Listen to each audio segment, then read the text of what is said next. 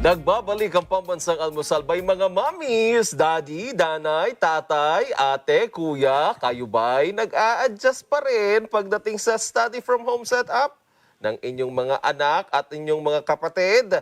Ilan sa mga dapat ituro sa mga bata ay ang kanilang virtual classroom etiquette. Naritong ilan sa mga paalala ni Miss Shelly Lazaro kasama ang kanyang anak na si Aiden. Panoorin natin to.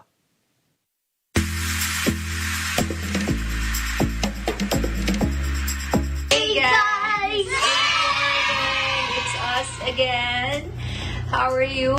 We just woke up because Aiden has a super early class. So, okay, so we will be preparing soon for his first subject. Okay, but we want to be with you first, and this is the second installment of our homeschool series. Okay, so this episode is about virtual classroom etiquette. Okay, so it's always important to observe proper and polite behavior. Okay, not just in this new normal, no, not just during online classes, but in our other activities as well. It's important to be mindful of other people. Okay, so at virtual classroom etiquette number 1, this is our own list, okay? So feel free to send us your own suggestions if you have any, so we'll add it to our list, okay? So number 1, use your full name as your virtual class name. So teacher doesn't get confused with your names if someone has the same name, so you put Aiden Lazaro. And you also put the class number, so the names are to pronounce, you'll just call the class number.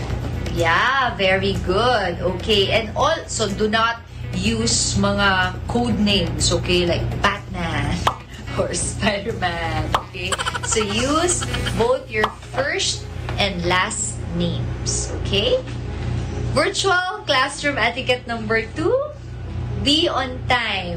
Please, please, please, please don't be late in any of your subjects. Be tardy and you might miss a lesson and something the teacher says that will be important.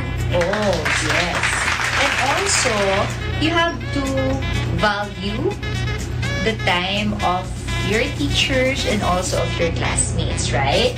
Because there's a schedule already, so follow that because everyone else is following that. So it's our way of showing our respect to them as well, okay? Because their time is as valuable as ours, okay?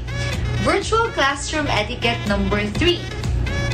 Mute your microphone when it's not your turn to speak. So it won't be loud when two people are talking. And so when you mute your microphone, teacher doesn't hear anything loud. Exactly. Okay, and not all students naman have their own like private study area, right? So some maybe sharing a space with his or her siblings, right? Or some might be doing it with plenty of people around him or her, right? So all this might create mga noise that will distract the participants of the online class, right? Okay, so don't forget that. Always mute your microphone unless your teacher asks you to unmute and say something, okay? Virtual classroom etiquette number 4. Always turn on your webcam. Why? Do people not turn on their webcams during virtual classes? To be active, Yeah? only when we have oral quiz, we can turn off our webcam. Oh, really? You can do that? And if we have a good game or anything, we can turn off. Okay, so but... Because when you play Right. a different tab, you can, and your camera's on, teacher can still see you doing this stuff. Yes, and it's also because And when we do whiteboard, you need to show to the camera. Yeah, because remember, we're trying to recreate the actual school experience, but only this is the online version. So it's like, if you turn off your camera, your webcam, it's like going to school physically, and then when you're talking to your teacher or classmates, it's like you're hiding your face like that. So turning off your web camera is equivalent to doing that. It's like doing that. Okay, so don't do that. It's not a very good sign of respect. Okay? Number 5, always have a pen and a notebook ready. So you can keep things mindful and right if you might forget.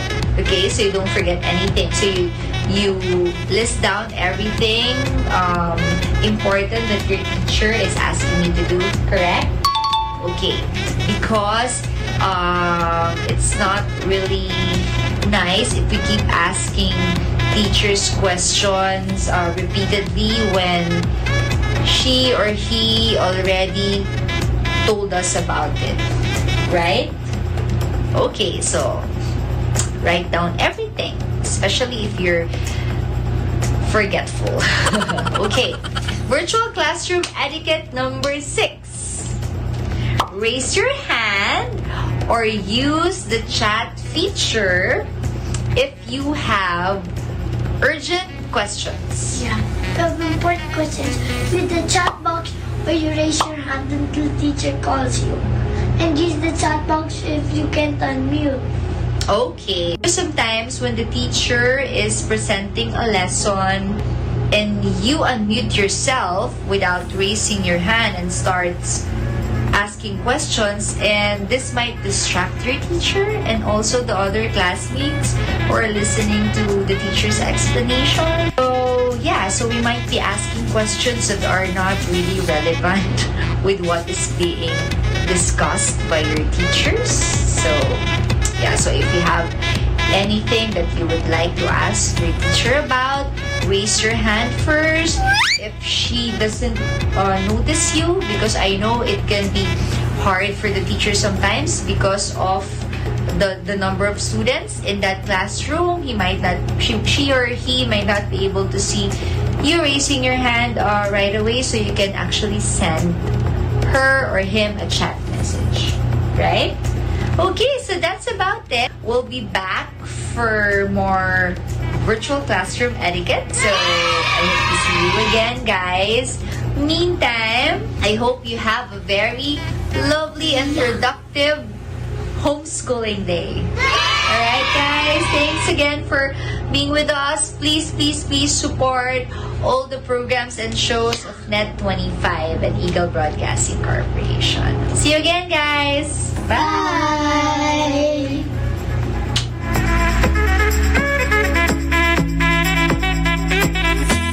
Thank you, Miss Shelly. Ayan, mga kapambansa, hopefully tinandaan nyo ang lahat ng mga sinabi nilang virtual class etiquette.